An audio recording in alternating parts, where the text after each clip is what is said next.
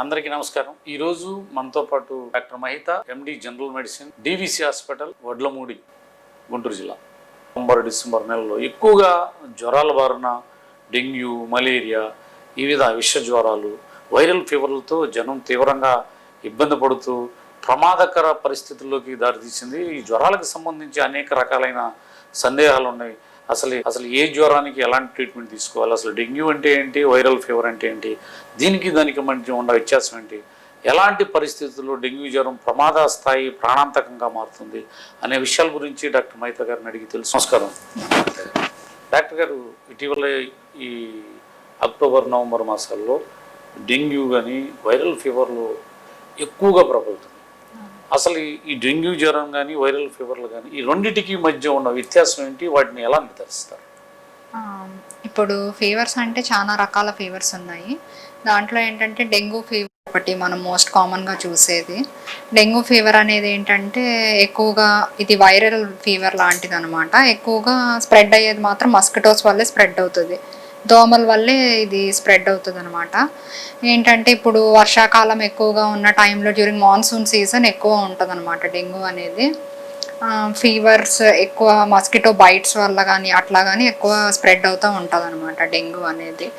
అంటే ఇప్పుడు దోమలు మనకి during rainy season more stagnant water అట్లా ఉంటుంది కదా, దాంట్లో ఎక్కువ దోమలు అలా నిలిచి ఉండడం వల్ల ఎక్కువ ఈ సీజన్లో డెంగ్యూ ఫీవర్ అనేది వస్తుంది అనమాట. Dengue is purely a viral fever and it is a vector born fever లాంటిది అనమాట. ఓన్లీ మస్కిటోస్ వల్ల వీటి వల్ల మాత్రమే వస్తుంది, అంతేకాని వేరే రకమైన విధాలుగా కానీ వేరే రకమైన స్ప్రెడ్ అయితే కనుక దీనికి ఉండదు. ఇది ఓన్లీ త్రూ మస్కిటో బైట్ మాత్రమే స్ప్రెడ్ అవుతుంది. ఇదేంటంటే మెయిన్గా డ్యూరింగ్ ఎర్లీ మార్నింగ్స్ కానీ లేకపోతే లేట్ ఈవినింగ్స్ కానీ ఫీవర్ మనకి మస్కిటో బైట్ చేసే ఆ టైంలో బైట్ చేస్తే కనుక మనకి డెంగ్యూ ఫీవర్ అనేది మోస్ట్ కామన్గా వస్తుంది అనమాట. అది మెయిన్గా డ్యూరింగ్ రైనీ సీజన్స్ ఎక్కువ డ్యూరింగ్ ఈ మంత్స్లో ఎక్కువ మనకి డెంగ్యూ ఫీవర్ అనేది ఎక్కువగా కనబడుతుంది. దీంతో పాటు మామూలుగా ఫీవర్స్ కూడా వైరల్ జ్వరాలు ఇట్లాంటివి కూడా వేరేవి కూడా ఎక్కువ ఉంటాయి. ఇంకొకటి ఫర్ ఎగ్జాంపుల్ మలేరియా కూడా వెక్టర్ బార్న్ డిసీజే, అది కూడా త్రూ మస్కిటోస్ వల్లే రావచ్చు అనమాట. వైరల్ ఫీవర్ అనేది కూడా ఫీవర్స్లో జస్ట్ ఒక టైప్. మనకు మోస్ట్ కామన్గా మాన్సూన్స్లో కొంచెం ఎక్కువ డ్రెడ్ఫుల్గా కొంచెం ఎక్కువ కాంప్లికేట్ అయ్యే ఫీవర్ మాత్రం డెంగ్యూ ఫీవర్. డెంగ్యూ ఫీవర్కి ఈ రెండింటి డిఫరెన్స్ ఎలా ఉంటుంది? డెంగ్యూ ఫీవర్ అంటే మెయిన్గా ఎక్కువ బాడీ పెయిన్స్ రావడం, సివియర్గా బాడీ పెయిన్స్ ఉండటం, జాయింట్ పెయిన్స్ ఉండడం, ప్లేట్లెట్స్ బాగా తగ్గిపోవడం, ఇవన్నీ ఎక్కువ డెంగ్యూ ఫీవర్ యొక్క లక్షణాలు అనమాట. ఎక్కువగా డెంగ్యూ ఫీవర్లో ఏంటంటే బాగా హై గ్రేడ్ ఫీవర్ ఉంటుంది అనమాట. అంటే మనకి చాలా ఎక్కువ ఉంటుంది టెంపరేచర్ అనేది, 102, 103 degrees, 104 కూడా ఉండొచ్చు అనమాట టెంపరేచర్. మోస్ట్ కామన్గా ఏంటంటే డెంగ్యూ ఫీవర్లు ఇలా హై ఫీవర్స్ ఎక్కువగా ఉంటాయి. దానికి తోడు ఇంకా డెంగ్యూ ఫీవర్లో ఏంటంటే కొన్నిసార్లు కాంప్లికేట్ అయ్యి బీపీ తగ్గిపోవడం కానీ మిగిలిన అదర్ కాంప్లికేషన్స్ కూడా డెంగ్యూ ఫీవర్లో ఎక్కువ ఉంటాయి. వైరల్ ఫీవర్ అనేది అంత తొందరగా, ఇంకొకటి ఏంటంటే స్పెసిఫిక్గా డెంగ్యూలో ప్లేట్లెట్స్ అనేది బాగా తగ్గిపోతాయి అన్నమాట. తెల్ల రక్త కణాలు కొంచెం తగ్గుతాయి, దానికి తోడు మెయిన్గా ప్లేట్లెట్స్ అనేది చాలా ఎక్కువ పడిపోయే ఛాన్సెస్ ఎక్కువ ఉంటాయి అన్నమాట డెంగ్యూలో. అదే వైరల్ ఫీవర్ అయితే కనుక ప్లేట్లెట్స్ అనేది డ్రాప్ అయ్యేది ఎక్కువగా ఉండదు, దానికి తోడు ఇట్లా బీపీ డ్రాప్ అవడం కానీ కొంచెం ప్రాణాంతకం అవ్వడం కానీ మోస్ట్లీ మనకు వైరల్ ఫీవర్లో చూడము మనం. ఇప్పుడు డెంగ్యూ ఇప్పుడు సహజంగా జ్వరం వస్తుంది కదా మేడం, ఎవరికైనా జ్వరం వస్తుంది, జ్వరం వచ్చిన తర్వాత ఇది ఏ జ్వరం, డెంగ్యూ జ్వరం అని ఎలా నిర్ధారిస్తారు? డెంగ్యూ జ్వరమా అని మనం నిర్ధారించాలంటే దేనికైనా కానీ ముందు లక్షణాలు ఎట్లా ప్రెజెంట్ అవుతారు పేషెంట్. మెయిన్గా డెంగ్యూ ఫీవర్ అయితే కనుక హెడ్ఏక్ ఒకటి, రెట్రో ఆర్బిటల్ పెయిన్ అంటారు, కంటి చుట్టూ పెయిన్ ఉండడము, నెక్స్ట్ జాయింట్ పెయిన్స్ ఉండటము, లేకపోతే ఒంటి మీద ఎక్కడన్నా ర్యాష్ లాంటివి రెడ్గా ఉండటము, అవి మోస్ట్ కామన్గా డెంగ్యూలో చూస్తాం అనమాట. మెయిన్గా డిఫరెన్సియేషన్ అంటే it's based on blood test. అంటే మనకి డెంగ్యూకి సంబంధించిన పరీక్షలు ఫస్ట్ దాంట్లో ప్లేట్లెట్స్, మామూలు బ్లడ్ టెస్ట్ చేస్తే దాంట్లో ప్లేట్లెట్స్ డ్రాప్ ఉన్నాయి అనుకోండి, దాన్ని బట్టి ల్యాబ్ టెస్ట్ చేస్తే మనకి అది డెంగ్యూనా కాదా అని చెప్పి నిర్ధారించుకోవచ్చు అన్నమాట. మెయిన్గా ఏంటంటే ల్యాబ్ టెస్ట్ వల్లే డెంగ్యూ కానీ మలేరియా కానీ ఏదైనా డిఫరెన్షియేట్ చేయడానికి అయితే బ్లడ్ టెస్ట్లు ఉన్నాయన్నమాట, దేనికి సంబంధించింది అది చేయించుకుంటే మనం నిర్ధారించుకోవచ్చు ఏ ఫీవర్, ఏ టైప్ ఆఫ్ ఫీవర్ అని చెప్పి. ఇప్పుడు జ్వరం వచ్చింది మేడం, జ్వరం వచ్చిన తర్వాత ఇటీవల కాలంలో డెంగ్యూ జ్వరం బాగా విపరీతంగా వచ్చిన తర్వాత ఎలాంటి లక్షణాలు ఇప్పుడు మీరు చెప్పిన కొన్ని లక్షణాలు ఉంటాయి. ఆ లక్షణాలు జ్వరం వచ్చింది, జ్వరం వచ్చిన తర్వాత ఎలాంటి పరిస్థితుల్లో డాక్టర్ దగ్గరికి వెళ్ళాల్సి వస్తుంది? ఎలాంటి పరిస్థితుల్లో అంటే అందరికీ డెంగ్యూ ఫీవర్ అనేది జస్ట్ ఫీవర్ వస్తుంది, ఓకే. ఎలాంటి కండిషన్లో అంటే ఇప్పుడు పర్సిస్టెంట్గా ఫీవర్ ఉండాలన్నమాట. ఫర్ 3 or more డేస్ కానీ 1 or 2 డేస్ కానీ కంటిన్యూస్గా గ్రేటర్ దెన్ 1 or 2 degrees ఉంటే కనుక మనం ఖచ్చితంగా డాక్టర్ని కన్సల్ట్ అవ్వాల్సి వస్తుంది. ఎందుకంటే డిలే అయ్యే కొద్దీ కాంప్లికేషన్స్ ఎక్కువ ఉంటాయి కాబట్టి as early as possible if fever is not subsided with in a day or 2 వెంటనే మనం డాక్టర్ దగ్గరికి వెళ్ళడం మంచిదన్నమాట. ఏదైనా కానీ త్రూ డాక్టర్ ఉండి దాని తర్వాత బ్లడ్ టెస్ట్లు అన్నీ చేయించుకొని ఏ జ్వరం అనేది ఎంత తొందరగా కుదిరితే అంత తొందరగా నిర్ధారించుకోవడం అనేది చాలా ఉత్తమం. ఇప్పుడు బ్లడ్ టెస్ట్ చేసి నిర్ధారిస్తారు మేడం. అంటే జ్వరం వైరల్ ఫీవర్కి డెంగ్యూ ఫీవర్కి డిఫరెంట్ బ్లడ్ టెస్ట్లు ఉంటాయండి. అంటే వైరల్ ఫీవర్కి స్పెసిఫిక్గా అని చెప్పడానికి మనకి ఏమి ఉండదు. డెంగ్యూకి అయితే కనుక స్పెసిఫిక్గా టెస్ట్ అనేది ఉంటుంది అన్నమాట. డెంగ్యూ జ్వరం అని చెప్పి ఒక బ్లడ్ టెస్ట్ ద్వారా మీకు నిర్ధారిస్తారు. డెంగ్యూ ఫీవర్ నిర్ధారించడానికి పేషెంట్ యొక్క లక్షణాలను బట్టి చెప్పగలరా, లేకపోతే బ్లడ్ టెస్ట్ ద్వారానే చెప్పగలరా? అంటే పేషెంట్ బట్టి లక్షణాలు అంటే కనుక మనకి డెంగ్యూ కొంచెం సివియర్ అయ్యింది అన్నట్టు ఉంటే కనుక పేషెంట్స్కి ఒంటి మీద ర్యాష్ రావడం కానీ, పింక్ కలర్ మార్క్స్ లాంటివి ఉండడం కానీ, లేకపోతే కనుక మనకి రక్తస్రావం అనేది మోస్ట్ ఇంపార్టెంట్గా సివియర్ డెంగ్యూలో జరుగుతుంది అనమాట. అంటే మనకి రకరకాల అవయవాల నుంచి కూడా రక్తస్రావం అనేది మెయిన్గా ఏంటంటే bleeding from all the sides అంటారు, ఫ్రమ్ ఇంటర్నల్ ఆర్గాన్స్ కానీ ఏదైనా కానీ ఏంటంటే మనకి చిగుళ్ళ నుంచి రక్తం కారడం కానీ, లేకపోతే విరోచనంలో నల్లగా అవ్వడం కానీ, రక్తం పోవటం కానీ, లేకపోతే ఇంక ఇట్లాంటి లక్షణాలు అనమాట. మనకి మెయిన్గా కనపడేదంటే ఒంటి మీద మచ్చలు ఇట్లాంటివి, చిగుళ్ళ నుంచి రక్తం కారటం కానీ, లేకపోతే విరోచనంలో రక్తం పోవటం, లేదు దగ్గుతుంటే రక్తం పట్టడం కానీ, ఇవన్నీ స్పెసిఫిక్ లక్షణాలు అనమాట. ఇవి ఉన్నాయి అంటే కనుక డెంగ్యూ కొంచెం సివియర్గా ఉంది, రక్త కణాలు కూడా బాగా తక్కువ ఉన్నాయి అని చెప్పి మనం డయాగ్నోస్ చేయగలుగుతాం. ఇప్పుడు డెంగ్యూ అని చెప్పి మీరు బ్లడ్ టెస్ట్ ద్వారా నిర్ధారిస్తారు. నిర్ధారించ అంటే సివియర్ అయ్యి ప్రమాదకర పరిస్థితులు ఉన్నప్పుడే ఈ ర్యాషెస్ కానీ అలాంటివి గుర్తించడం. ప్రమాదకర పరిస్థితి కాకముందు దాంట్లో బ్లడ్ టెస్ట్లో ఒక రిపోర్ట్ వచ్చిన తర్వాత WBC కౌంట్ కానీ, అలాగే ప్లేట్లెట్స్ కౌంట్ కానీ, వాటిని ఏ స్థాయి వరకు ఉంటే ప్రమాదకరం? మామూలుగా డెంగ్యూని నిర్ధారించాలి అంటే ఫస్ట్ మనం రొటీన్గా బ్లడ్ టెస్ట్ చేసుకున్నప్పుడు ప్లేట్లెట్స్ కొంచెం తక్కువ ఉన్నా కానీ దానివల్ల డెంగ్యూ అని చెప్పి మనకు నిర్ధారణ అవ్వచ్చు. అంటే ప్లేట్లెట్స్ తక్కువ ఉన్నాయి, అప్పుడు డెంగ్యూ టెస్ట్కి వెళ్ళిన తర్వాత డెంగ్యూ పాజిటివ్ అయి ఉండొచ్చు.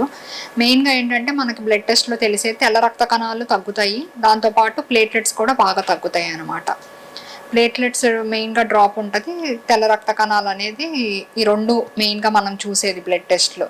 ఇప్పుడు డెంగ్యూకి సంబంధించిన రక్త పరీక్షలు అంటే 2 or 3 types ఆఫ్ యాంటీజెన్స్ ఉంటాయి అన్నమాట. అంటే ఒక్కొక్క టెస్ట్కి ఒక్కొక్క టైంలో పాజిటివ్ వస్తుంది అనే దాన్ని బట్టి NS1 యాంటీజెన్ అనేది first with in 12 to 24 hours కానీ, లేకపోతే with in 1 or 3 or 5 days వరకు కూడా NS1 పాజిటివ్గానే వస్తుంది. దాని తర్వాత డెంగ్యూ IgM అని 2 రకాల టెస్టులు ఉంటాయి అన్నమాట.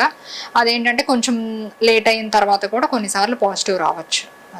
ఇప్పుడు డెంగ్యూ జ్వరం వచ్చిన తర్వాత బాగా జ్వరం 102, 103, 104 స్థాయిలో వచ్చి విపరీతంగా తగ్గకుండా ఇలా తలనొప్పి, వాంతులు అవ్వటం, ఇలాంటివి డెంగ్యూ లక్షణాలు. అడ్మిట్ చేసి ట్రీట్మెంట్ చేసుకోవాలి, లేకపోతే ప్లేట్లెట్స్ ఏ స్థాయి దాటితే ప్రాణాంతకం అవుతుంది? అంటే మామూలుగా హాస్పిటల్లో డెంగ్యూ ఉన్న వాళ్ళందరూ హాస్పిటల్ అడ్మిట్ అవ్వాలి అని చెప్పి రూల్ ఏం లేదు. బేస్డ్ ఆన్ పేషెంట్ సిమ్టమ్స్ కానీ, లేకపోతే పేషెంట్ ఉండే కండిషన్ బట్టి కూడా మనము అడ్మిట్ చేయొచ్చు. ఖచ్చితంగా ఎప్పుడు హాస్పిటల్ అడ్మిషన్ అవసరం అవుతుంది అంటే పర్సిస్టెంట్గా ఫీవర్ ఉన్నప్పుడు 103 కన్నా ఎక్కువ టెంపరేచర్ ఉండడం, కంట్రోల్ కాకపోవడం, ఇట్లా ఉన్నప్పుడు. ఇంకొకటి ఏంటంటే బాగా నీరసంగా ఉండడం, సివియర్గా బాడీ పెయిన్స్ ఉండటము, ఇలాంటివి ఏమన్నా ఉన్నప్పుడు మనం హాస్పిటల్ అడ్మిషన్ ఖచ్చితంగా చెప్తాము. కానీ ఏంటంటే ప్లేట్లెట్ స్థాయి బట్టి మనకి సివియారిటీ ఆఫ్ డెంగ్యూ అనేది ఉంటుంది అనమాట. అంటే ప్లేట్లెట్స్ బాగా తగ్గిపోయినాయి అనుకోండి, కొన్నిసార్లు మామూలుగా 1,00,000 కన్నా తక్కువ ఉంటే కనుక మనం ఖచ్చితంగా అడ్మిట్ చేయాల్సి వస్తుంది హాస్పిటల్లో. 1 lakh బిలో ఉంటే కనుక పేషెంట్ అడ్మిషన్లో ఉండి అబ్జర్వేషన్లో ఉంటే కనుక చాలా మంచిది. దానికి తోడు సమ్టైమ్స్ ఇంకా బాగా ఎప్పుడన్నా బ్లీడింగ్ అవినా కానీ, లేకపోతే లోపల అవయవాల నుంచి ఎక్కడన్నా బ్లీడింగ్ అయినా కానీ ఇంకా కొన్నిసార్లు ప్లేట్లెట్స్ బాగా తగ్గిపోతాయి అన్నమాట. బాగా ప్రాణాంతకం అంటే 20,000, 15,000 కన్నా తగ్గితే మాత్రం ఖచ్చితంగా ఐసీయూలో పెట్టి ట్రీట్ చేసుకోవడము, ఇంకా దానికి సంబంధించిన చర్యలు ఇంకేం చేసుకోవాలి అనేది మనం అప్పుడు తీసుకోవాల్సి వస్తుంది. ఒకసారి జ్వరం నిర్ధారణ అయింది, మీరు ప్లేట్లెట్స్ 1,00,000 రూపాయలు తగ్గితే హాస్పిటల్ అడ్మిట్ అవ్వాలా లేదా? అడ్మిట్ అవ్వాలి. అంటే ఇప్పుడు పర్సిస్టెంట్గా ఫీవర్ ఉంటే మాత్రం ఖచ్చితంగా తట్టుకునేంత ఉంటే మాత్రం ఖచ్చితంగా అడ్మిట్ అవ్వాలి.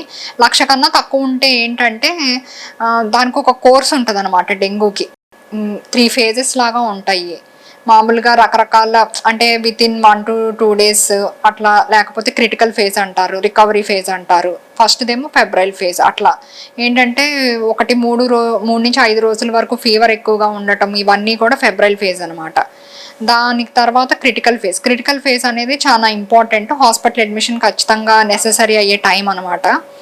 ఎందుకంటే దాంట్లో మనకి మెయిన్గా లివర్కి సంబంధించిన ఇబ్బందులు స్టార్ట్ అవుతాయి అనమాట. లివర్ ఎంజైమ్స్ అనేవి చాలా ఎలివేట్ అవుతాయి ఈ పీరియడ్ ఆఫ్ టైంలో. ఇంకొకటి ఏంటంటే లివర్ కూడా వాపు రావడం కానీ, ఇంకా అవయవాలకు సంబంధించిన ఇబ్బంది స్టార్ట్ అవుతుంది. ఈ క్రిటికల్ ఫేజ్లో ఇంకా లివర్కి సంబంధించిన ఎంజైమ్స్ ఇవన్నీ ఎలివేట్ అవ్వటం వల్ల కూడా కొన్నిసార్లు ఇంకా సిచ్యువేషన్ అనేది కొంచెం క్రిటికల్ అవుతుంది. దాని తర్వాత ఇవి మోస్ట్లీ ఈ ఫేజ్ దాటిన తర్వాత రికవరీ ఫేజ్ అంటారు అనమాట. దానికి ఏంటంటే పేషెంట్స్ ప్లేట్లెట్స్ అనేవి ఇంప్రూవ్ అవ్వడం స్టార్ట్ అవుతుంది. ఇప్పుడు మేడం డెంగ్యూ సంబంధించి లక్షణాలు చెప్పారు. ఇప్పుడు కరోనా కూడా కొద్దిగా అక్కడక్కడ కరోనా కేసులు కరోనా వచ్చిన వాళ్ళు కూడా డెంగ్యూ ఉంది, కరోనా పాజిటివ్ వచ్చింది, ఇలాంటి పేషెంట్ ఎలా ట్రీట్ చేస్తారు? డెంగ్యూ పాజిటివ్ వచ్చి ఇప్పుడు ఏంటంటే డెంగ్యూ స్పెసిఫిక్గా ఈ టైంలో ఇలానే ప్రెజెంట్ అవ్వాలి, నాకు తలనొప్పి ఉంటే జాయింట్ పెయిన్స్ ఉంటేనే నాకు డెంగ్యూ ఫీవర్ అనుకోవడానికి లేదనమాట. కొన్నిసార్లు గొంతు నొప్పితో వస్తున్నారు, లేకపోతే వాంతులు విరోచనాలతో కూడా వస్తున్నారు. ఇప్పుడు డెంగ్యూ ఉంది అని చెప్పి విరోచనాలు ఇట్లా అవుతుందని చెప్పి లాస్ట్లో అన్ని టెస్టులు చేపిస్తే డెంగ్యూ పాజిటివ్ వచ్చిన వాళ్ళు ఉన్నారు. అలానే కోవిడ్ కూడా ఏం సిమ్టమ్స్ లేకుండా, లేకపోతే జస్ట్ గొంతు నొప్పితో వచ్చి మనకి టెస్ట్ చేయించుకున్నాక పాజిటివ్ వచ్చిన వాళ్ళు ఉంటారు. 2 సపరేట్ ఎంటిటీస్ అనమాట. ఇప్పుడు కోవిడ్ పాజిటివ్ అయిన వాళ్ళకి డెంగ్యూ రాకూడదు అని లేదు, డెంగ్యూ పాజిటివ్ అయిన వాళ్ళకి కోవిడ్ రాకూడదు అని లేదనమాట. అంటే we're in a situation like that. కాబట్టి ఇప్పుడు ఏంటంటే డెంగ్యూ మామూలుగా మన రొటీన్ టెస్ట్లో హాస్పిటల్లో అడ్మిట్ అయ్యేటప్పుడు ఫీవర్ కారణాలు ఏంటనేది, కోవిడ్ కూడా ఒక కారణం కాబట్టి టెస్ట్ చేయించుకుంటాము. దాంట్లో కోవిడ్ అయితే కనుక దానికి తగ్గ ట్రీట్మెంట్ తీసుకుంటాము. డెంగ్యూ అంటే డెంగ్యూకి తగ్గ ట్రీట్మెంట్ ఉంటుంది. If both are combined means కొంచెం ఎమర్జెన్సీ ఉంటుంది, కొంచెం ఇదేంటి కేర్ కూడా ఎక్కువ ఉండాలి కాబట్టి ఖచ్చితంగా అడ్మిట్ చేస్తాం. మెయిన్గా ఏంటంటే డెంగ్యూ అనేది వెక్టర్ బోర్న్ డిసీజ్ కాబట్టి మనం వెక్టర్స్ని కంట్రోల్ చేయాలి ఫస్ట్ పాయింట్. అంటే మస్కిటోస్ని ఎక్కడ కొంచెం మెయిన్గా ఏంటంటే ఈ మస్కిటోస్ ఎడిస్ అనే మస్కిటోస్ వల్ల వస్తుంది. ఎక్కువ వాటర్ పూలప్ అయిన ప్లేసెస్లో, ఇప్పుడు స్టాగ్నెంట్ వాటర్ ఉన్న వాటి వల్ల ఎక్కువ వస్తుంది అనమాట డెంగ్యూ అనేది. సో మనకి ఏంటంటే అరౌండ్ హౌస్ ఇంకా మన సరౌండింగ్స్ అన్ని కొంచెం నీట్గా క్లీన్గా ఉంచుకోవటం, ఎక్కడ స్టాగ్నెంట్ వాటర్ లేకుండా చూడడం అనేది ఫస్ట్ పాయింట్. ఇంకొకటి ఏంటంటే పర్సనల్గా కూడా ప్రివెంటివ్ మెషర్స్ అనేవి తీసుకోవాలి. అంటే ఇంట్లో మనం మస్కిటోస్ రాకుండా మస్కిటో రెపెలెంట్స్ కానీ, లేకపోతే ఇలా ఫాగ్ లాగా ఉంటుంది కదా స్ప్రే చేస్తున్నారు అది కానీ, లేకపోతే ఏంటంటే మనము పర్సనల్గా అప్లై చేసుకునే దోమలు కుట్టకుండా అప్లై చేసుకునే ఆయింట్మెంట్స్ కానీ వాడుకుంటే మంచిది. ఇంకొకటి ఏంటంటే క్లోదింగ్ కూడా ఫుల్గా వేసుకొని స్టాగ్నెంట్ వాటర్ లేకుండా చూసుకోవాలి. మెయిన్ ఏంటంటే డెంగ్యూ అనేది ప్రివెంటివ్ కాబట్టి prevention is better than cure always. So we have to prevent మస్కిటోస్ని ప్రివెంట్ చేస్తే చాలా వరకు డెంగ్యూని ప్రివెంట్ చేసినట్టే. డెంగ్యూ వ్యాధి అనేది దోమల ద్వారా వస్తుంది అనమాట. ఈ డెంగ్యూ వ్యాధి ఒకరికి వచ్చిన తర్వాత కుటుంబంలో ఒకరి నుంచి ఒకరికి వ్యాప్తి చెందే అవకాశం ఉందా? అంటే ఒకరి నుంచి ఒకరికి వ్యాప్తి అంటే వాళ్ళని ఫర్ ఎగ్జాంపుల్ జనాలు ఒకరిని అంటుకోగానే ఒకరికి డెంగ్యూ వస్తుంది, లేకపోతే కోవిడ్ లాగా వైరల్ ఇట్లా డ్రాప్లెట్ స్ప్రెడ్ ఉంటే వస్తుంది అనుకోవడానికి ఏమీ లేదు. ఇదేంటంటే ఓన్లీ ఇప్పుడు అక్కడ డెంగ్యూ వైరస్ ఉన్న మస్కిటో కనుక మనల్ని బైట్ చేస్తే వస్తుంది. అంటే ఇప్పుడు అదే మస్కిటో సేమ్ పర్సన్ని లేకపోతే different person in the same ఫ్యామిలీని బైట్ చేస్తే అలా కూడా రావచ్చు డెంగ్యూ. ఈ డెంగ్యూ వ్యాధి వచ్చింది మేడం, వచ్చిన తర్వాత ఒక వారం 10 రోజుల్లో కంట్రోల్ అయినాయి, ప్లేట్లెట్స్ పెరిగినాయి, బ్లడ్ రిపోర్ట్ అంతా కరెక్ట్గా ఉంది, ఇంకా మళ్ళీ డెంగ్యూ వ్యాధి వచ్చే అవకాశం ఉందా? డెంగ్యూ ఒక్కసారి వస్తే మళ్ళీ రాదు అనుకోవడానికి ఏమీ లేదనమాట. అంటే ఇప్పుడు చికెన్ పాక్స్ ఫర్ ఎగ్జాంపుల్ ఒకసారి వస్తే మళ్ళీ రాదు అనుకోవచ్చు, కానీ డెంగ్యూ మాత్రం ఒకసారి వచ్చినా కానీ మళ్ళీ వచ్చే ఛాన్సెస్ ఎక్కువే ఉంటాయి అనమాట. అంటే ఒకసారి వచ్చిన పేషెంట్కి రాకూడదు అని ఏమీ లేదు.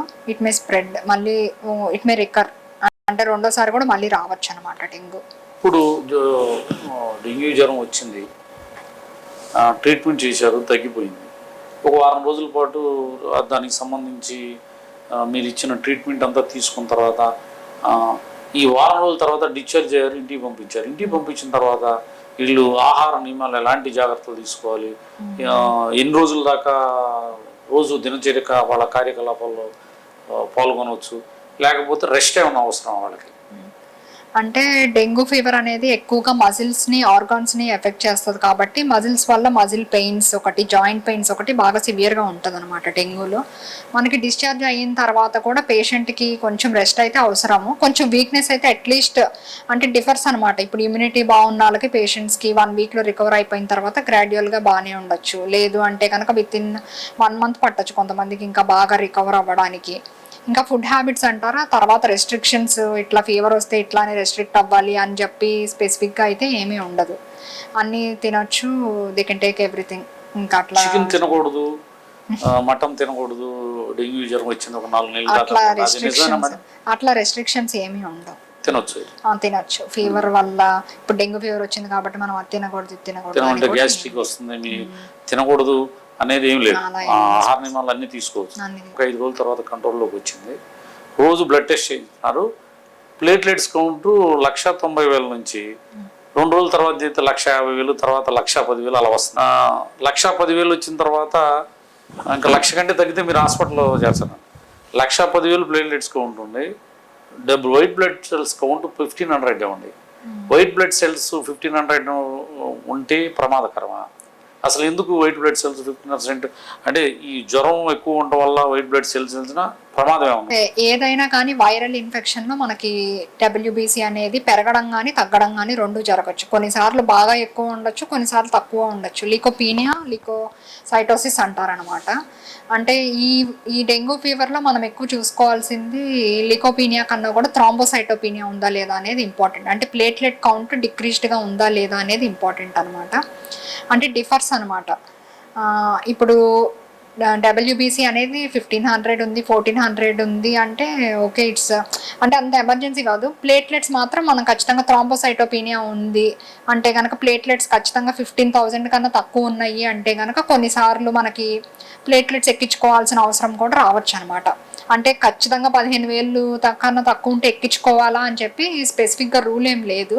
Based on the patient conditions అనమాట. కొంతమందికి రక్తస్రావం అవడం, ఇలా చీకుల నుంచి రక్తం కారటం కానీ ఇట్లాంటివి ఏమన్నా ఉంటే మాత్రం 15,000 కన్నా తక్కువ ఉంటే ఖచ్చితంగా ప్లేట్లెట్స్ ఎక్కించుకోవాల్సి వస్తుంది.